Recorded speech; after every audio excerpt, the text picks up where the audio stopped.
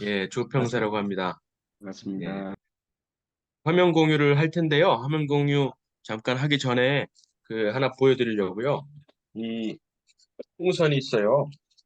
제가 간증을 할 때마다 항상 들고 다니는 풍선입니다. 잘 보이시죠?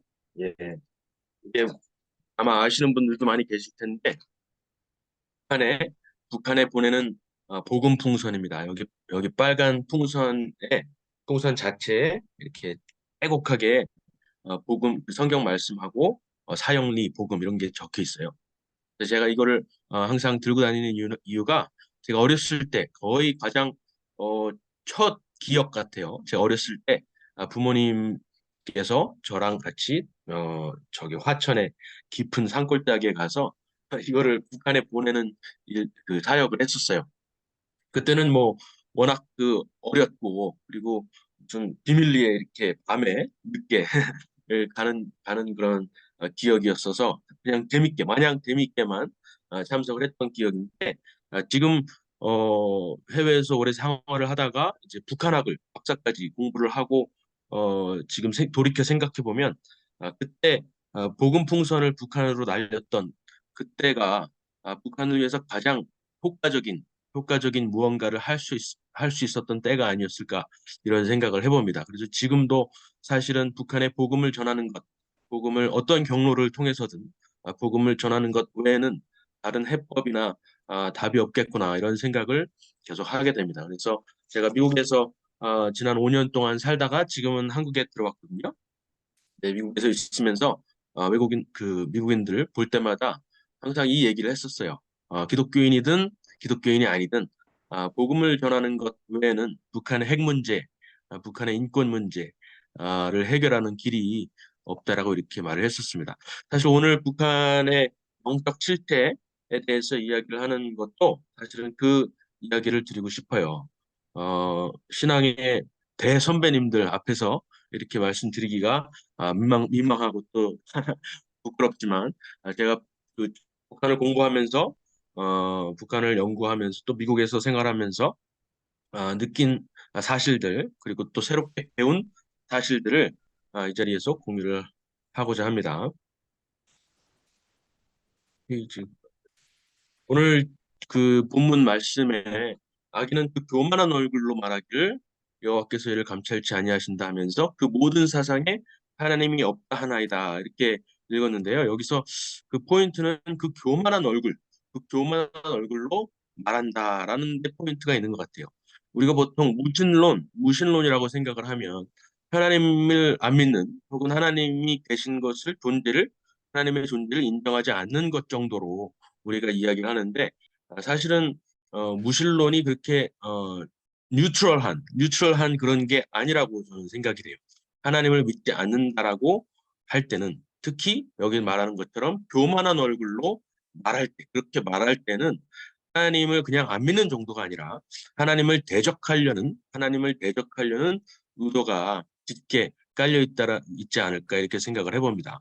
그리고 제가 북한을 공부하면서 북한의 정권 그리고 북한 정권 배후에 역사하는 어떤 영적인 세력 이런 것들을 공부하고 또 묵상을 할 때마다 하나님을 그냥 안 믿는 정도가 아니구나. 어쩌 보면 하나님을 믿는구나. 하나님을 믿지만은 그 믿는 하나님을 대적하는구나. 순종하는 것이 아니라 불순종하는구나. 그런 생각이 계속해서 들더라고요. 그래서 그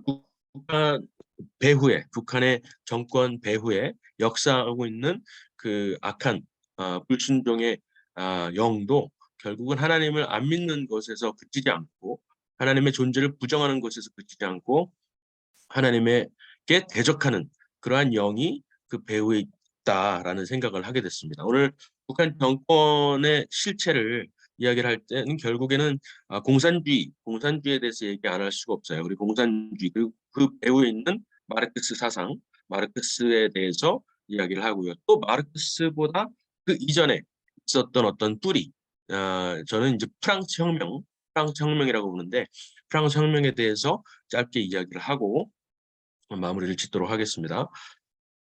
아까도 말씀드렸지만 무신론은 사실은 사탄 숭배나 다름없다는 것을 알 수가 있습니다. 얼마 전에 지난 4월에 보스턴, 미국 보스턴에서 사탄 컨퍼런스라는 것을 열었어요. 아마 많이 들어보셨을 텐데 매년 열리는 행사입니다. 근데 이 사람들이 사탄을 진짜 믿어서 모이는 게 아니에요. 사탄을 믿는 사람들도 물론 있겠지만 이 사탄 컨퍼런스를 주최하는 사람이 여기 사진이 있지만은 사탄이라는 존재를 믿지 않아요.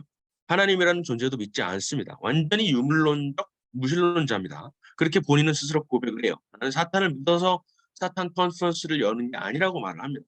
그렇지만 이들이 나타내는 행동은 전혀 사탄을 안 믿는 것 같이 행동하지 않습니다. 무신론이라고 본인들은 말을 하고 있지만은 분명히 모든 형태로 사탄을 어떻게 해서든 숭배하려는 그런 모양을 취하고 있고 어떻게 해서든 하나님을 조롱하고 하나님을 대적하려는 그런 모습을 풍기고 있습니다. 심지어 여기 포스터에도 나오지만 아이들에게 아주 적극적으로 사탄을 홍보합니다. 사탄 클럽이라는 것을 학교에서 만들어서 바이블 클럽, 성경 공부 이런 거 하는 것에 대적한다는 뜻에서 사탄 클럽을 만들어서 방과 후 교실을 열고 여기에서 사탄을 찬양하는 물론 말로는 그렇게 말하죠. 우리가 하나님 믿지 않고 사탄도 믿지 않는다라고 말을 하고 그렇지만은 사탄을 숭배하는 그러한 모습들을 하고 있습니다. 그래서 우리가 그 무신론이라는 말을 들었을 때 이것이 그냥 독립적인 표현 내지는 아 아무것도 믿지 않는구나. 하나님도 믿지 않고 사탄도 믿지 않고 어떤 영적 존재를 믿지 않는 유물론적 무신론자구나라고 그냥 경계 없이 받아들일 게 아니라는 것을 말씀드리고 싶은 겁니다. 무신론이라고 말할 때는 분명히 하나님을 대적하려는 의도가 짙게 깔려 있구나라고 생각이 되어집니다. 북한 정권도 마찬가지고요. 그리고 북한 정권의 최초에 있었던 그 공산주의의 영도 마찬가지라고 생각이 됩니다. 그래서 어떻게 보면은 북한 정권이 사실은 무신론에 입각한 그런 태제라고 하지만 사실은 하나의 종교의 형태를 띠고 있구나라고 생각을 할 수가 있습니다. 그것은 보통 우리가 세계 10대 종교라고 했을 때 10위에 포함되는 게 이제 북한이죠. 왜냐하면 종교라고 했을 때 종교의 요건 중에 하나가 교주가 있어야 되고 교리가 있어야 되고 교인들 따르는 추종자들이 있어야 되는데 그 요건들을 다 충족한다는 거예요. 북한이 어떤 그런 형태로서의 종교의 요건을 어, 충족한다고 할 수가 있는데 그것뿐만 아니라 영적인 차원에서도 종교성을 짙게 띠고 있다는 것을 공부를 하면 할수록 제가 느낄 수가 있었습니다. 단순히 이론적인 어떤 정치 체제, 사상 체제, 주체 사상, 10대 유일 사상 체제 이런 것 정도를 넘어서서 분명히 그들은 적어도 그 정권, 김일성 그 백두 혈통은 분명히 영생을 추구를 하죠. 그죠? 영생을 추구하는 종교의 형태를 띠고 있고 영적인 어떤 신비 그런 것들을 분명히 믿고 있다는 것이 드러나고 있습니다. 그리고 그 백두혈통, 김일성으로 대표되는 백두혈통, 지금은 이제 김정은이죠. 그 손자에 대한 친척파가 일어나고 있다. 그들을 신으로 대하는 그런 양상이 너무나 뚜렷하다는 것이죠. 이것이 단순히 통치를 위해서, 효과적인 통치를만을 위해서 그러는 것 이상이라는 것입니다. 그래서 결국에는 그들이 순수한 백두 민족, 김일성 민족이라고 스스로를 이해하고 그렇기 때문에 그 순수함을 유지하기 위해서 외부로부터의 모든 접근성과 정보를 차단하려고 하고 그런 순수성을 유지하기 위해서 또 핵까지 개발해서 세상을 상대로 적대시하는 그런 모습을 띠고 있습니다. 북한은 또 시간이라는 개념 자체도 독점하고 있어요. 김일성이 태어난 해부터 시간이 시작됩니다. 그때부터 달력이 시작되고요. 그래서 주체연호라는 것을 쓰기도 하죠. 그래서 모든 시공간 또 영적 세계에서도 어떤 종교성을 너무나 뚜렷하게 띠고 있다는 것을 북한 체제를 공부하면 할수록 알 수가 있었습니다. 그런데 그 종교라는 것이 북한이 형태를 가지고 있는 종교의 속성이 너무나 뚜렷하게 반기독교적 종교라는 거죠. 반기독교적 속성을 띠고 있다는 거죠. 그냥 무신론도 아니고 그냥 다른 어떤 신을 섬기는 정도가 아니라 그것은 하나님을 대적하는 종교라고 이제 이해가 된다는 것입니다. 이것은 그들이 기독교인을 상대로 하는 핍박은 무슬림들이 이슬람권에서 기독교에 대한 핍박 그런 것들을 훨씬 더 능가를 하는 것을 우리가 목격을 하고 있습니다. 이것은 한국 전쟁 때부터 시작이 되었어요. 이제서야 우리 교회에서는 오랫동안 알고 익히 들어서 알고 있지만 공식적으로는 이제서야 드러나고 있는 사실이기도 한데요. 국가적으로 북한 정권이 한국 전쟁 당시에 남한을 점령하고 후퇴를 할 때 유독 다른 종교보다도 유독 교회와 교회 성도들을 핍박했다라는 것을 또 학살했다는 것을 우리가 지금 이제서야 공식적으로 드러나고 있는 사실입니다. 그리고 지난 70년 동안 다른 어떤 정보의 유입도 차단을 했지만은 그중에서도 가장 엄하게 처벌했던 것 중에 하나가 바로 성경의 소지라든가 복음의 전파 이런 것들을 가장 엄격하게 처단을 하고 차단을 했던 것을 우리가 지금까지 보아왔습니다. 그리고 무엇보다도 아까도 말씀드렸지만은 백주혈통 지도자를 신격화하고 지도자의 위치를 하나님을 대체하는 그러한 존재로 한다는 것을 우리가 알고 있습니다. 그런데 따지고 보면 이 국가라는 국가 혹은 국가 지도자를 신격화해서 하나님을 대체하는 존재로 만들어 버리는 것이 바로 다름 아닌 공산주의의 속성, 원래 속성이라는 것을 우리가 또 공부를 해보면 알 수가 있습니다. 공산주의는 사실은 유물론, 무신론에 입각해서 세워진 체제라고 생각을 하지만 이것은 하나님을 안 믿는 정도가 아니라 아까 사탄 컨퍼런스가 그랬듯이 공산주의는 하나님을 대적하는 것. 그래서 반기독교, 그러니까 비기독교가 아니라 반기독교이고 기독교를 거스르는 기독교적인 그런 사상 체계다라는 것을 알 수가 있습니다. 북한이 그러했고 또 지난 소련, 구소련이 그러했고 그렇습니다. 제가 미국에 있으면서 이제 몇 가지 책들을 번역을 했는데요. 그 중에 하나가 레이건 11이라는 책이 있습니다. 이 레이건 11이라는 책의 저자가 폴 캥거루 교수님이라는 분인데 이분이 어떤 연구를 하신 분이냐면 정치 지도자의 영적인 배경을 연구하시는 분이에요. 그래서 이분들의 책을 쭉 보면은 God and Ronald Reagan, 하나님과 레이건, 그리고 또 하나님과 조지 부시 대통령, 또 하나님과 힐러리 클린턴 이런 식으로 정치 지도자들의 영적 배경을 연구하시는 분이에요. 영적 바이오그래피라고 영적 전기를 쓰시는 분입니다. 이분이 그래서 레이건 11을 쓰신 다음에 재작년 2년 전에 책을 하나 출간하셨는데 뭐냐면은 마르크스에 대한 영적 전기를 쓰신 거예요. 마르크스에 대한 영적 전기. 그래서 원래 제목이 뭐였냐면 하나님과 마르크스라는 제목으로 구상을 하고 연구를 집필을 시작하셨다 그래요. 그런데 마르크스에 대해서 연구를 하면 할수록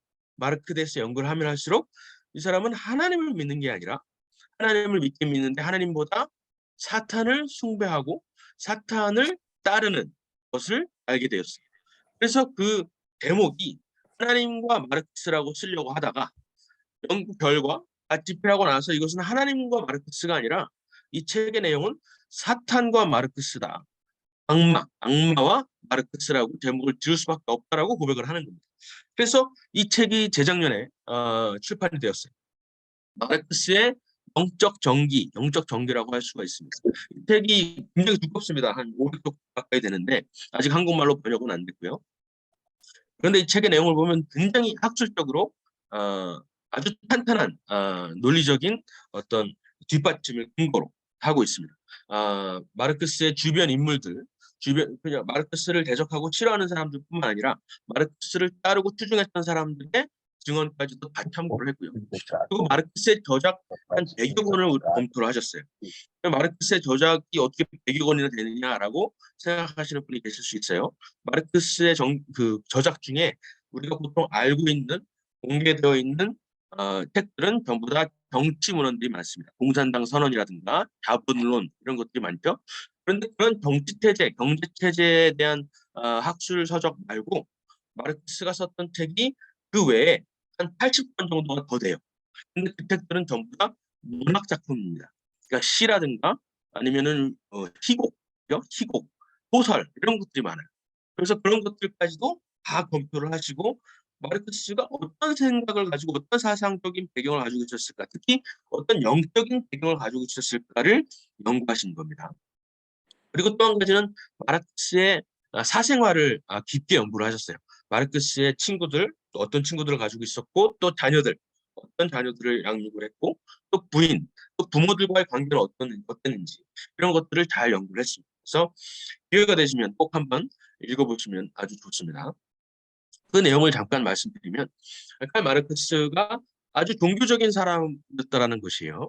그러니까 종교적인 도읍에서 출생을 했고 또 원래는 라피 집안의 그런 가문이었지만은 마르크스의 아버지가 루터교로 개종을 해서 마르크스 아버지 때부터 이제 기독교적인 신앙을 가지고 있었고 마르크스 본인도 10대 때는 주일학교에 참석을 할 정도로 교회에 다녔던 인물이었다라는 것이 지금 알고 있습니다. 드러나 있습니다. 그래서 본대학에 가는데 그때 신학 교수였던 브루노 바우어, 아마 신학 공부하신 분들 다 이제 어느 정도 아실 텐데 브루노 바우어라는 신학자와 함께 공부를 합니다.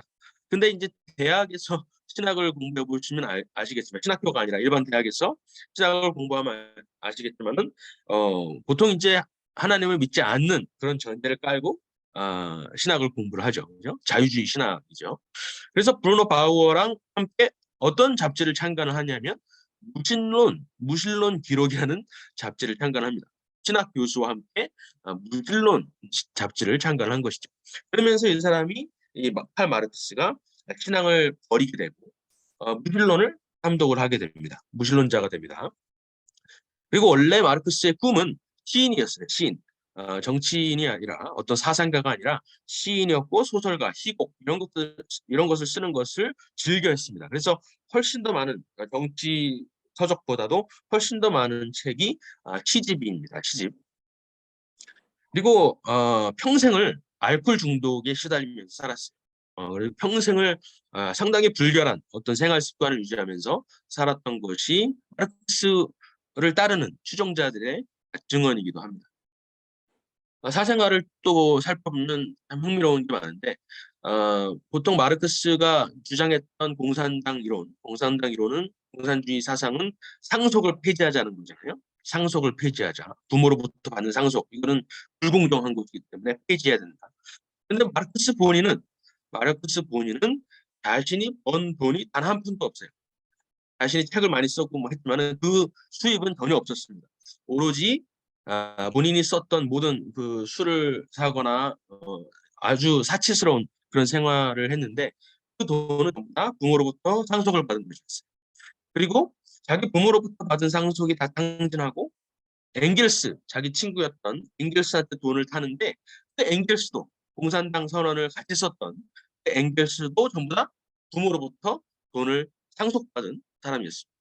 그리고 또 아내랑은 거의 관계가 없었어요. 당연히 가족을 부양하지 않았고요. 그래서 가족이 아주 가난한 생활을 했는데 자기 자녀들과 아내가. 그래서 아내가 먼저 죽었는데 아내가 죽었을 때도 아내 장례식에 가기보다는 아내 장례식이 끝난 다음에 아내 집안에 가서 아내가 받은 상속을 받아오기 위해서 고향에 찾아가기도 했습니다. 부모의 장례식도 마찬가지. 부모의 장례식에 참석하지 않고 부모가 장례식 끝난 다음에 상속을 받기 위해서 남은 돈이 있을까 해서 고향에 갔던 기록이 있습니다. 이것은 마르크스를 폄하하기 위해서 마르크스를 깔보기 위해서 했던 그런 기록들을 찾은 게 아니라 마르크스를 존경하고 공산주의를 따르는 사람들이 밝혀낸 그런 사실들이에요. 그리고 또 가정부를 통해서 이제 사생활을 낳았던 기록은 잘 알려져 있죠. 그리고 또 한 가지 아까도 말씀드렸지만 굉장히 불결한 어떤 위생관을 가지고 있었는데 몸을 거의 씻지 않았다 그래요. 거의 씻지 않았다 그러고 그래서 항상 몸에 그 종기가 많이 있었습니다. 제가 인도에서 그 어렸을 때 그 생활을 했었는데 몸에 정말 동기가 많이 났어요. 거기가 이제 워낙 그 환경이 더럽다 보니까 calcutta 있었는데 그래서 땀도 많이 나고 잘 씻지 못하고 그래서 항상 동기가 많아서 정말 괴롭죠. 정말 괴롭죠. 근데 흥미로운 사실은 마르크스가 다른 책 썼을 때도 항상 동기가 많이 있었겠지만은 특히 공산당 선언, 커뮤니스트 매니페스토, 공산주의 선언을 쓸 때 자기 친구한테 이제 썼던 편지 기록에 보니까 내가 이 공산주의 선언을 쓰고 있는데 왠지 모르게 다른 때와 달리 다른 때보다 더 내 머리와 내 등에서 종기가 막 고름을 분출한다는 거지. 분출한다. 너무나 괴롭다. 괴로워서 미쳤다. 특히 이 공산주의 선언을 쓰는 동안에 특히 내 몸의 모든 종기들이 다 분출하는 것 같다라고 고백을 하는 서신이 발견되었어요. 이거 어떤 영적인 의미가 있을까 우리가 생각을 해볼 수가 있죠. 그리고 두 딸이 있었고 아들 하나가 있었는데 아들은 일찍 죽어요. 10대 어렸을 때 죽습니다. 두 딸은 성인이 되기까지 하는데 두 딸도 결국에는 자살을 합니다. 근데 두 딸이 스스로 자살을 하는 게 아니라 자기의 사위, 그러니까 두 사위가 아내를 죽이고, 그러니까 마르크스의 딸을 죽이고 자기들도 자살을 해요. 근데 그 동반 자살을 하게 되는 그 이유는 마르크스의 사상을 따랐기 때문이에요. 마르크스의 저작 중에 이런 내용이 있거든요. 내가 더 이상 그러니까 생산력이 떨어졌을 때에는 내가 더 이상 인류의 어떤 생산물을 만드는 그런 것을 더 이상 하지 못하게 되었을 때에는 죽는 것이 낫다라고 이제 쓴 기록이 있어요. 그 마르크스의 사상에 입각해서 생활을 하다가 자기가 더 이상 사위들이 더 이상 생산력을 발휘하지 못한 때가 되었다라고 판단이 되어서 자기들이 자살한 거예요. 근데 그냥 죽지 않고 마르크스의 딸들, 자기 아내들을 죽이고 자살을 한 겁니다. 그리고 이제 항상 그 마르크스는 두 사위를 굉장히 미워했어요. 한 명은 후박의 혼혈이었습니다. 혼혈. 그래서 원래 인종차별주의자로 알려져 있었는데 네그릴로라고 욕했습니다. 네그릴로는 뭐냐면 니그로, 흑인하고 고릴라라는 말을 합성을 한 겁니다. 그러니까 인종차별적인 어떤 발언이라고 할 수가 있죠. 사회를 굉장히 싫어했고 이런 말을 계속 종종 했었는데 저작에도 나오고요. 결혼은 인생의 가장 어리석은 낭비다. 본인 스스로도 이제 부부관계가 원만치 않았고 가정에 대해서는 전혀 부양하지 않았고 그런 라이프스타일을 살아왔을 뿐만 아니라 자녀들의 인생에도 그런 말들을 계속 해왔다라는 거죠. 그리고 이제 성경의 말씀을 꼬아서 가정이 없는 자는 복이 있나니 이런 말도 그런 시도 썼던 기록이 있습니다. 마르크스 주변인들의 증언을 봐도 그렇습니다. 주변인들이 이런 말을 했어요. 엥겔스 가장 친한 친구였고 동지였죠. Monster of 10,000 devils. 1만 악의 어떤 왕이다. 1만 괴물의 왕이다. 이런 말도 했고. 마르크스의 아버지는 자기 아들을 덜어 악마에 심취되어 있다. 악마에게 사로잡혀 있다라고 표현을 했습니다.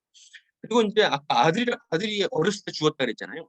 근데 그 어렸을 때 죽었던 아들이 천재였어요.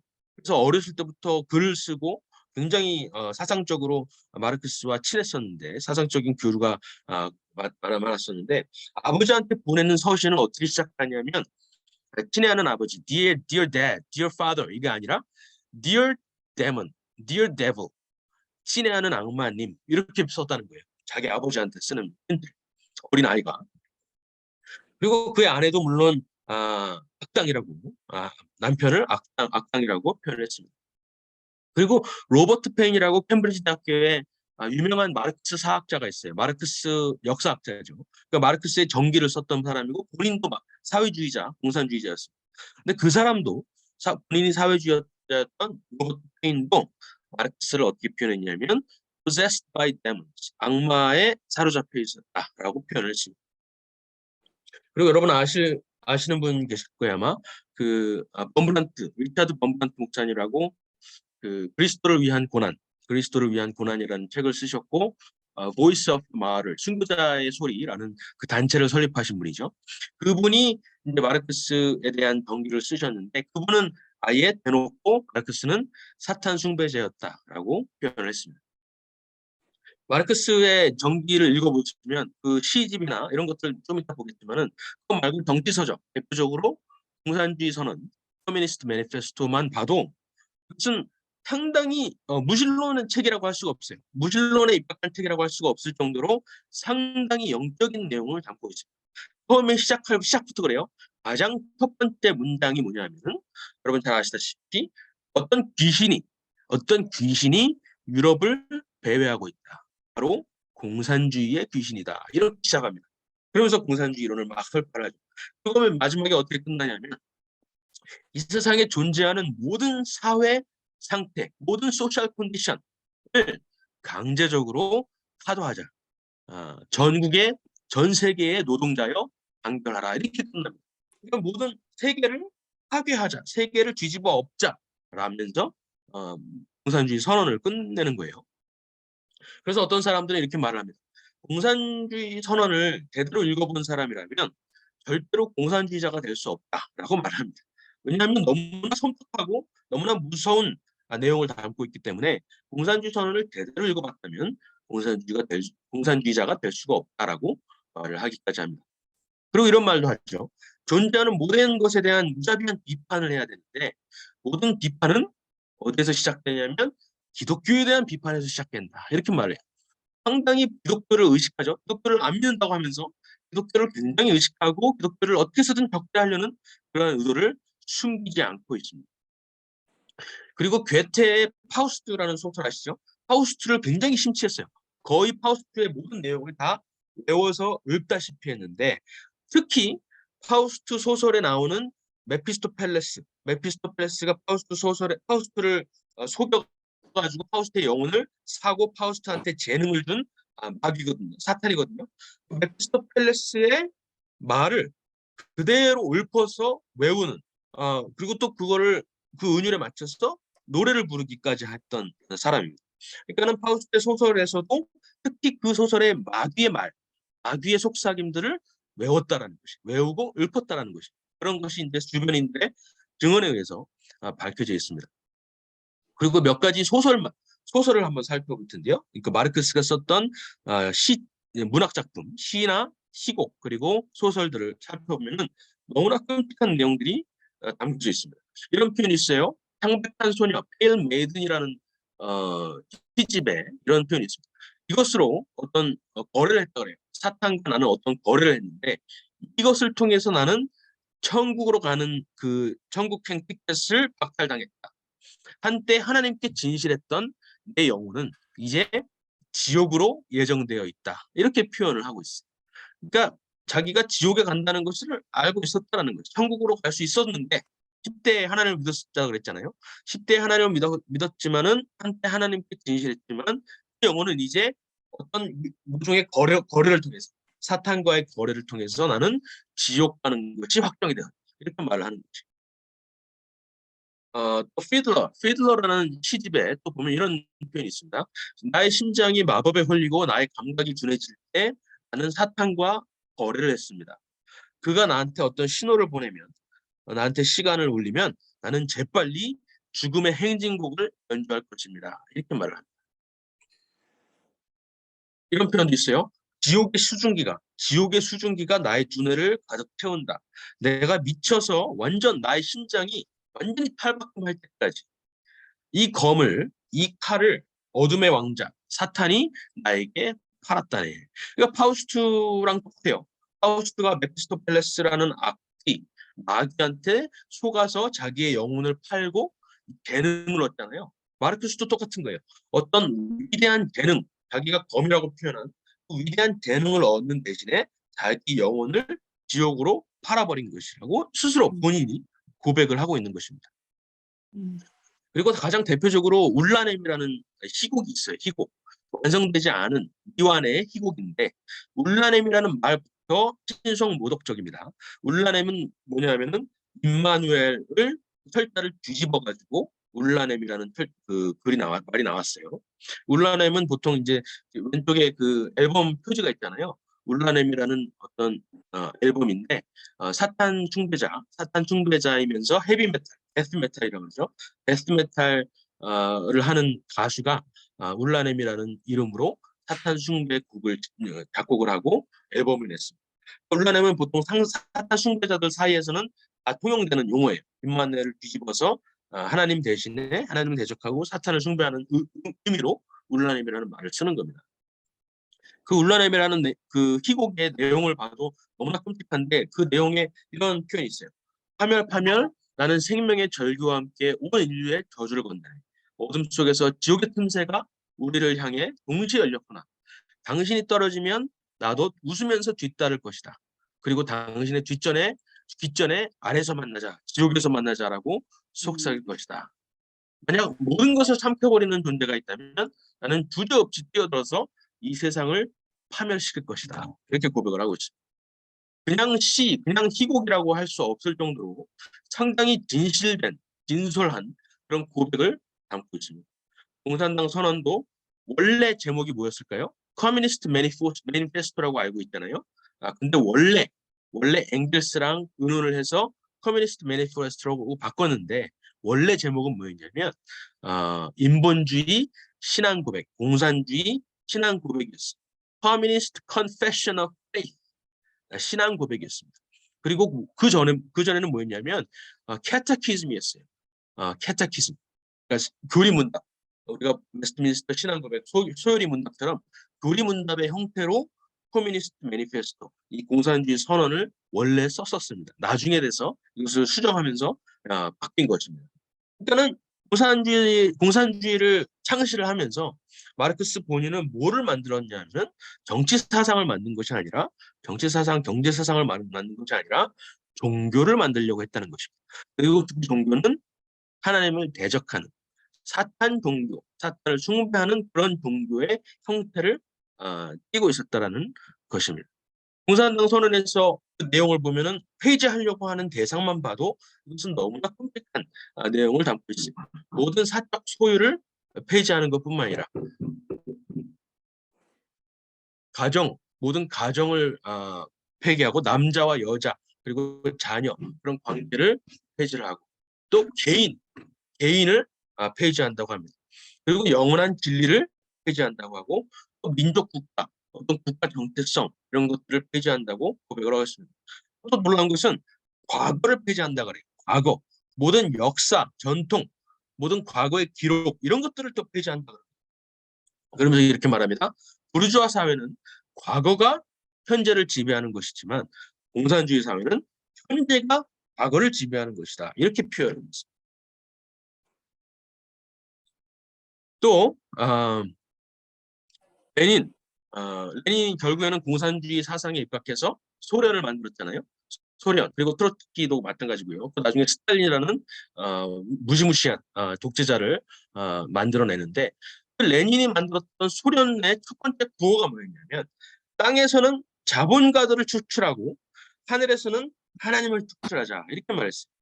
그러니까 이 공산주의 사상은 결코 하나님이 없다라고 말하는 것이 아니라 하나님을 대적하는 것이었다는 거죠. 하나님을 대적하고 하나님을 제거하려는 그러한 의도를 가지고 있었다라고 이해를 할 수가 있습니다. 심지어는 우리나라에서 5개년 경제 계획 이런 것을 세웠던 것처럼 소련에서는 부실론 5개년 계획 이런 것들을 꾸렸어요. 이런 것들을 수립을 했습니다. 그래서 어떻게 하면은 더 이 교회를 파괴하고 성직자들을 죽이고 완전히 이 신앙이라는 것을 완전히 말살해 버릴까라는 것을 고민하고 계획을 짜서 행동에 옮겼다라는 것이죠. 그리고 수많은 성직자들, 소련은 원래 그 러시아에는 정교회가 아주 강했잖아요. 거기에 어마어마하게 많은 성직자들과 수녀들, 성도들이 있었겠죠. 이런 것들을 다 처단을 하는데 수녀의 경우에는 그냥 죽이는 것이 아니라 다 강간을 하고 수감을 할 때도 항상 창녀들하고 같이 수감을 시켰어요. 그러니까는 그 의도가 너무나 명백한 것이죠. 그냥 종교를 없애려고 하는 것이 아니라 기독교를 없애려고 하는 것이 아니라 기독교를 모욕하고 하나님을 조롱하려는 의도가 너무나 분명하게 깔려 있었다는 거죠. 그래서 나중에 수용소 군도 소련에서 그 수용소 생활을 하다가 나중에 나와서 미국에서 망명을 생활을 하셨던 솔제니츠는 여러분 잘 아실 거예요. 솔제니츠 이런 말을 했어요. 공산주의는 마르크스와 레닌의 철학은 하나님에 대한 증오가 바로 그 가장 중요한 추진력이었다. 이렇게 표현을 합니다. 그런데 그 공산주의가 어디에서 시작을 했을까를 따져보면 그 공산주의 선언을 사실은 바베프라는 프랑스와 노엘 바베프라는 사람의 저작을 거의 표절했다시피 할 정도로 바베프라는 사람의 사상을 잘 따랐다고 할 수가 있어요. 바베프를 그래서 뭐라고 표현하냐면 마르크스 이전의 마르크스주의자였다. 이렇게 표현을 하기도 합니다.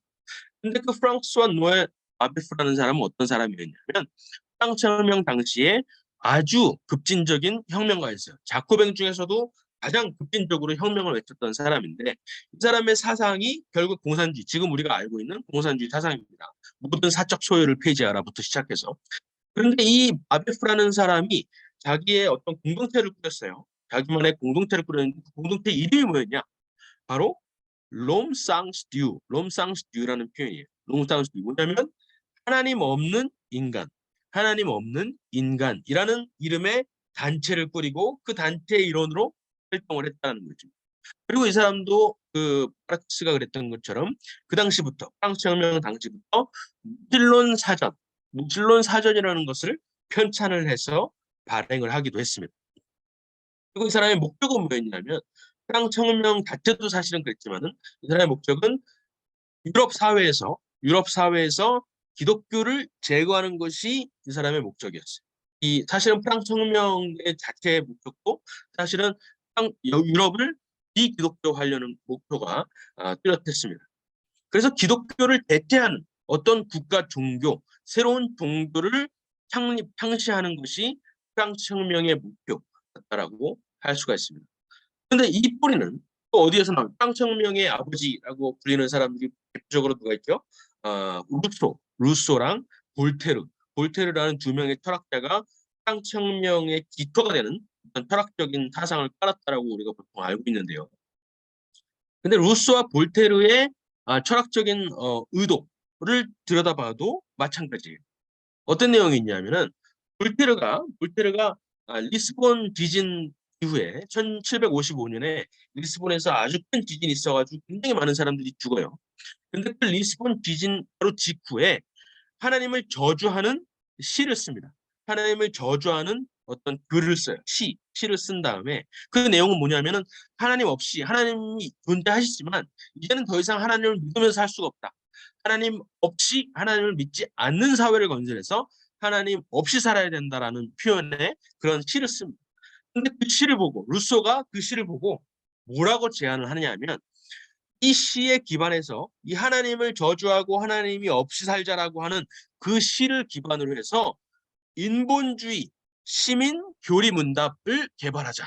이렇게 제안을 합니다. 그래가지고 실제로 루소랑 볼테르랑 협력해서 교리 문답을 만드는데 그 교리는 하나님이 없다 하는 그 세상, 하나님이 없다는 시민 인본주의 교리 문답을 개발을 합니다. 그 교리 문답을 기초로 해서 나타난 혁명이 바로 프랑스 혁명인 거지. 그 프랑스 혁명에서 외쳤던 구호를 아마 여러분 잘 아실 거예요. 지금 프랑스의 모토이기도 하죠. 리버테, 이갈리테, 프라터니테라고 해서 우리나라 말로는 자유, 평등, 박애라고 잘못 번역이 됩니다. 그런데 그 박애라는 표현은 사실은 체리티 혹은 프랑스 말로 짜리떼라는 다른 말이 있어요. 프레티니테라는 표현은 박애라고 번역하면 우력입니다. 잘못된 번역입니다. 프레티니테는 우애라고 하죠. 우애, brotherhood의 동지들을 사랑하는 동지애라고 할 수가 있습니다. 그런데 프랑스 혁명 당시에 외쳤던 구호에는 뒤에 또 한 다른 마디가 붙어요. 바로 뭐냐면 울라 몰트입니다. 리버테, 이갈리테, 프레티니테, 울라 몰트. 자유, 평등, 동지애 아니면 죽음을 라는 표현이에요. 그러니까 우리 동지가 아니면 우리 공산주의 프랑스 혁명을 일으키려는 혁명가 동지가 아니라면 싹 다 죽여버려라 라고 말했던 것이 프랑스 혁명 당시의 구호라고 할 수가 있는 거죠. 그런데 그 프랑스 혁명을 지금 우리나라는 물론이고 서구 사회에서 어떻게 배우고 있죠? 근대 문명, 근대 정치 문명, 공화주의 사상의 기초가 된다라고 우리가 배우고 있죠. 그런데 그것은 잘못된 해석입니다. 그런데 그 당시에 좀 더 들여다보면 그 당시에 교회를 전부 다 탈바꿈시켰어요. 교회를 불태우고 교회에서 성직자들과 성도들을 끌어내서 다 기요틴으로 단두대에서 처형시키거나 죽였던 것 이상으로 교회를 완전히 탈바꿈시키는데 어떻게 바꾸냐면은 교회 그 십자가를 다 지워버리고 거기다 뭐라고 써놨냐면 템플 델라 라종, 델라 필로소피 이런 말들을 써놨습니다. 바로 이성과 철학의 신전 이런 표현으로 교회를 다 바꿔버리는 거예요. 그리고 실제로 교회에서 인본주의자들 프랑스 혁명가들이 모여서 예배를 드리는데 그 예배의 대상은 뭐냐면 인간의 이성이에요. 사람의 머리, 사람의 이성과 철학을 섬기는 겁니다. 그리고 성경 대신에 뭘 읽어요? 성경 대신에 볼테르와 루소의 철학책을 읽습니다. 읽고 낭독을 합니다. 그리고 많은 수녀들을 어마어마하게 많은 수녀들과 성직자들을 촬영을 하죠.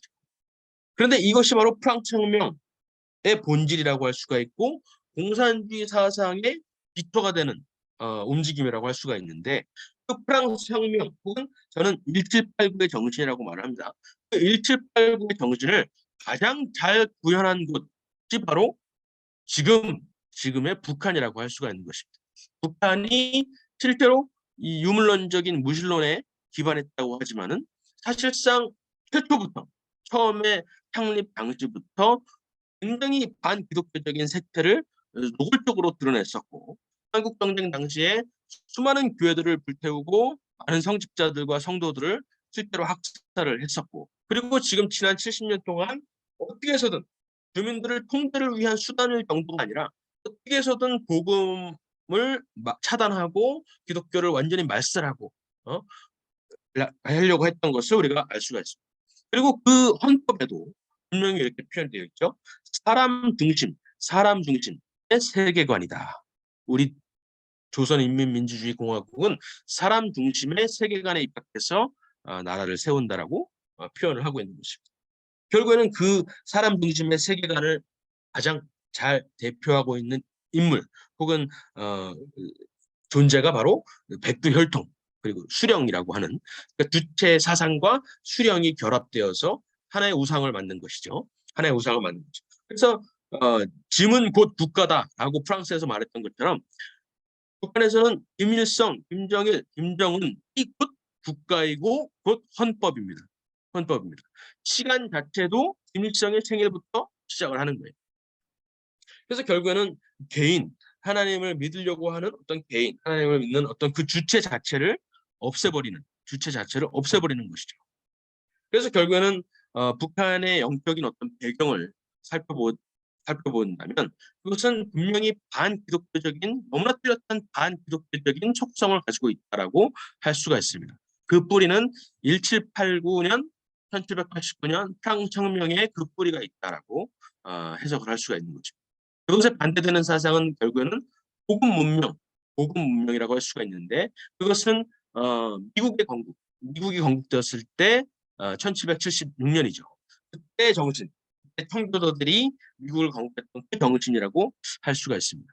그래서 1776의 정신과 1789의 정신으로 세계의 어떤 사상적인 흐름을 두 갈래로 나눌 수가 있는데 북한은 절대적으로 이 1789의 정신, 프랑스 혁명의 정신을 잘 따르고 있다는 것입니다. 하나님을 대적하고 창조주 하나님을 대적하고 없어질 것, 물질, 먼지라고 그러죠. 먼지를 신봉을 하고 모든 존재는 다 먼지다라고 표현을 하고요.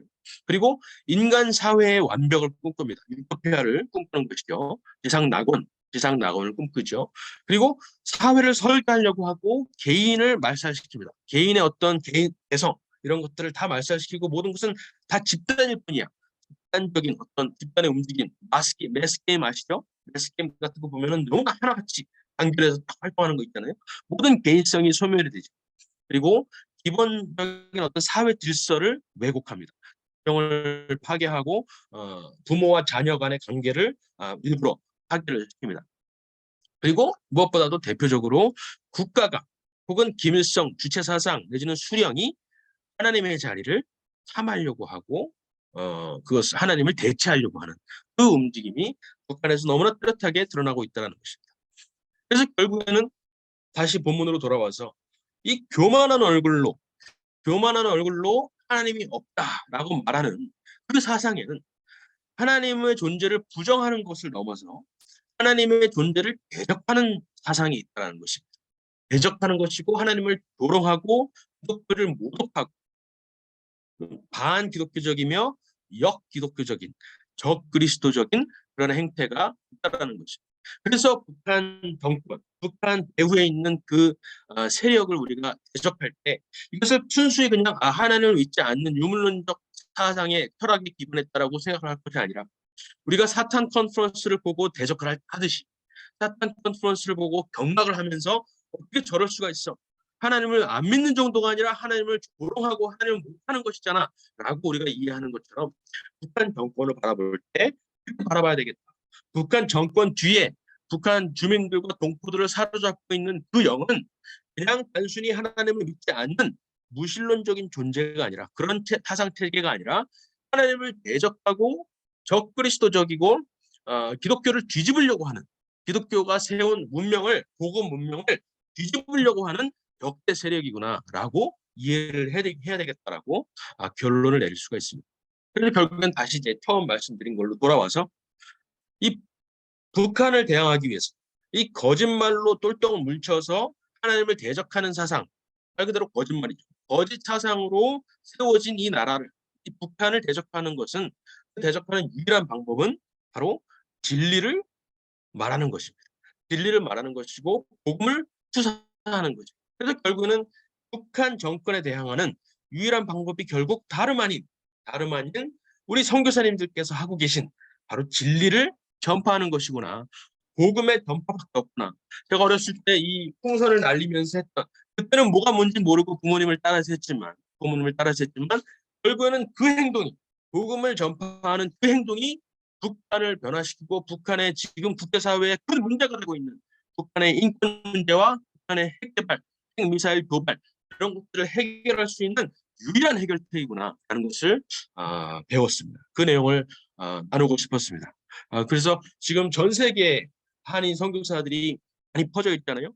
하나님께서 대한민국을 선택하시고 정말 선교하는 대한민국, 물론 반쪽뿐인 대한민국이지만 남한만 있는 대한민국이지만 선교하는 대한민국으로 만드신 데는 분명히 목적이 있다라고 저는 믿고 있습니다. 그 목적은 북한을 복음화하는 것을 통해서 그 추진력을 통해서 결국 세계 복음화를 완성시키려는 하나님의 놀라운 구원사적인 섭리가 있다라고 저는 믿고 있습니다. 그래서 전 세계에 계신 선교사님들께서 북한을 위해서 기도하실 때 결국에는 유일한 해법이 기도밖에 없기 때문에 복음을 전파하는 것밖에 없기 때문에 북한을 위해서 기도하실 때 북한의 그 배후에 있는 그 영적인 실체를 분명히 알고 북한을 위해서 중보를 하셨으면 좋겠습니다. 여기에서 강의를 마치도록 하겠습니다. 감사합니다. 조평세